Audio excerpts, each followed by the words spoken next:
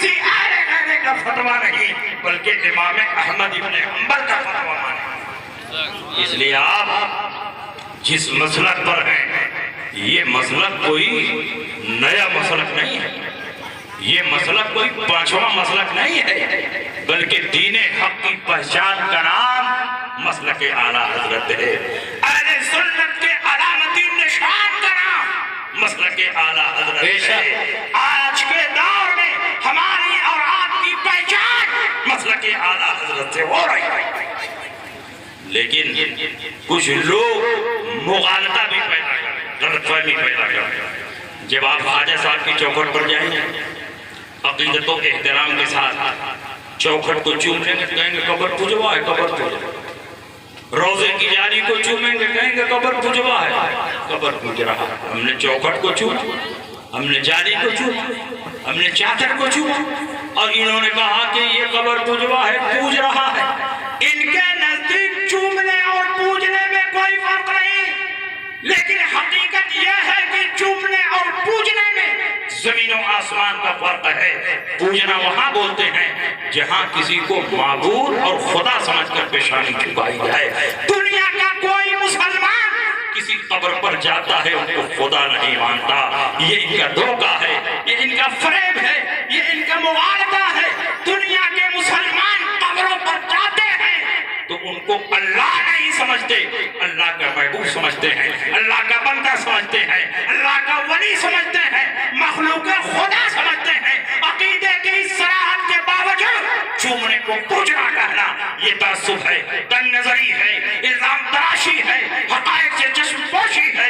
یہ تو کوئی سرفراہ اور پاگل ہوگا جو کسی قبر پر پہنچنے کے بعد معاذاللہ یہ تصور کرے کہ یہاں اللہ لیٹا ہوا ہے۔ کوئی پاگل ہی ایسا سوچ سکتا ہے، صحیح الدماغ مسلمان نہیں سوچے گا، کیونکہ مسلمانوں کو ماں کی گود میں یہ عقیدہ پلا دیا گیا ہے اللہ ہی ہے، اللہ قیوم ہے، اللہ ہمیشہ سے ہے، وہ ہمیشہ رہے گا۔ جب وہ ہمیشہ سے ہے اور ہمیشہ رہے گا تو اس پر موت نہیں طاری ہوگی۔ جب اس پر موت نہیں طاری ہوگی تو اس کی قبر بھی نہیں ہوگی۔ جب اس کی قبر نہیں ہوگی تو اس کی چادر بھی نہیں ہوگی۔ پتہ چلا چادر اس کی ہوگی جس کی قبر ہو، قبر اس کی ہوگی جس پر موت طاری ہو، اور اللہ پر موت طاری ہو نہیں سکتی۔ تو کسی قبر پر پہنچنے کے بعد کوئی مسلمان کیسے سوچ سکتا ہے کہ یہاں اللہ لیٹا ہوا ہے؟ یہ ان کا دھوکہ ہے، یہ ان کا فریب ہے۔ اگر تم چومنے کو پوجنا کہو گے، روئے زمین پر کوئی مسلمان نہیں بچے گا۔ کون غلاف کعبہ کو نہیں چومتا؟ کون حجر اسود کو نہیں چومتا؟ کون قرآن کے جزو دان کو نہیں چومتا؟ بخاری کی حدیث بتاتی ہے کہ نبی اپنی بیٹی فاطمہ الزہرا کی پیشانی کو چومتے تھے۔ حضرت فاطمہ نبی کے دست مبارک کو چومتی تھی۔ وفد عبد القیس کی حدیث مشکات کے شروع میں ہے، وفد عبد القیس آئے، سامانوں کو چھوڑ دیا، جانوروں کو چھوڑ دیا، بھاگتے ہوئے نبی کی خدمت میں گئے اور نبی کے پائے اقدس کو بوسہ دیا۔ نبی نے منع نہیں کیا۔ تو کیا یہ چومنے والے مشرک ہیں، کافر ہیں؟ تو روئے زمین پر مسلمان کون ہے؟ اس لیے ماننا پڑے گا چومنا اور ہے، پوجنا اور ہے۔ پوجنا وہاں بولتے ہیں جہاں کسی کو معبود اور خدا سمجھ کر پیشانی جھکائی۔ اگر آپ کو چومنے اور پوجنے میں فرق نہ سمجھ میں آیا ہو تو آئیے میں 1 منٹ میں آپ کو چومنے اور پوجنے کے درمیان فرق سمجھا دوں اور اپنی تقریر بھی ختم کروں۔ فتح مکہ کی تاریخ نگاہوں کے سامنے رکھی۔ سن 8 ہجری میں اللہ کے نبی مکہ مکرمہ میں شاہانہ سطوت و جلال کے ساتھ داخل ہو رہے ہیں۔ اس وقت خانہ کعبہ میں 360 بت رکھے ہوئے تھے۔ اللہ کے نبی نے فتح مکہ کے بعد سب سے پہلا کام یہ کیا کہ حضرت علی کے ذریعے مکہ میں خانہ کعبہ میں رکھے ہوئے سارے بتوں کو توڑوا کر ان کا ملبہ باہر پھینکوا دیا۔ یہ بت کس چیز کے بنے تھے؟ پتھر کے بنے تھے۔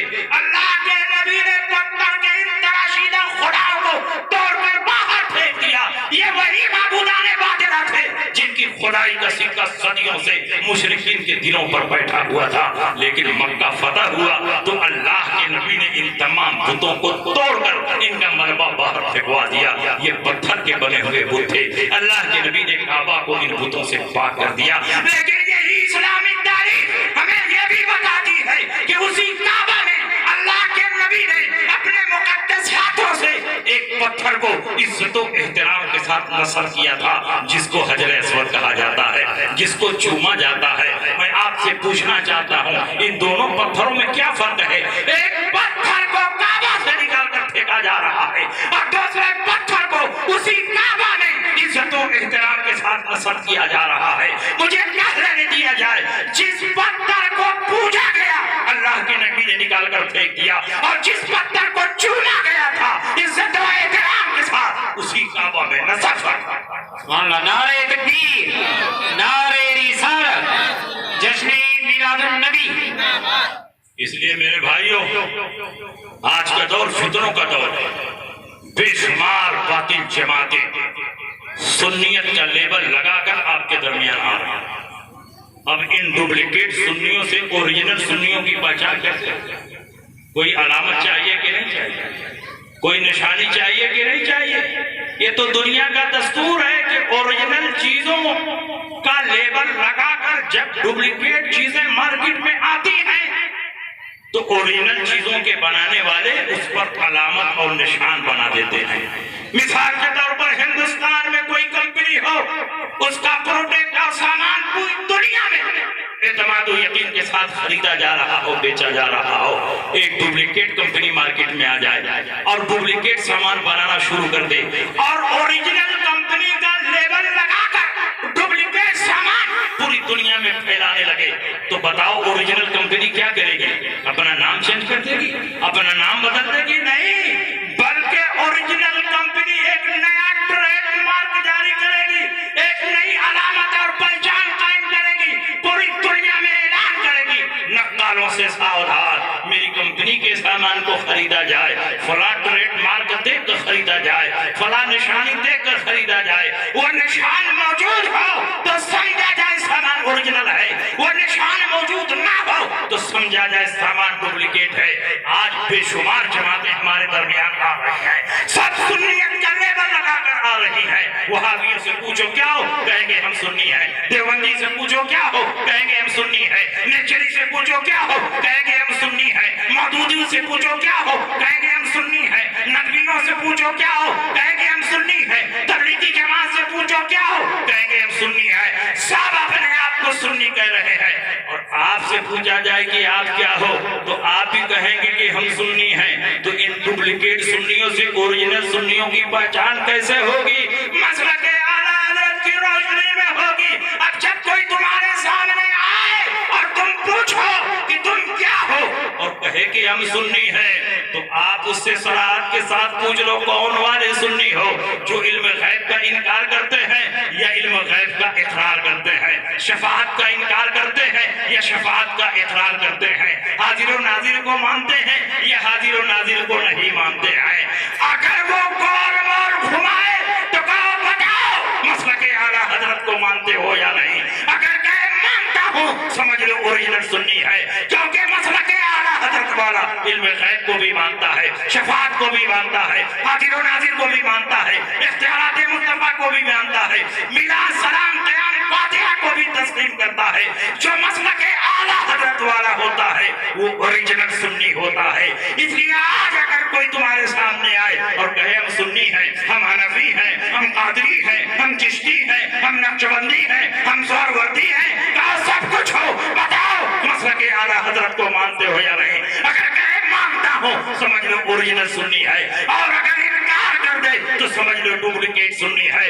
क्योंकि इस दौर में आले सुन्नत का निशान मसलक आला हजरत है, आले सुन्नत का नया ट्रेडमार्क मसलक आला हजरत। नारे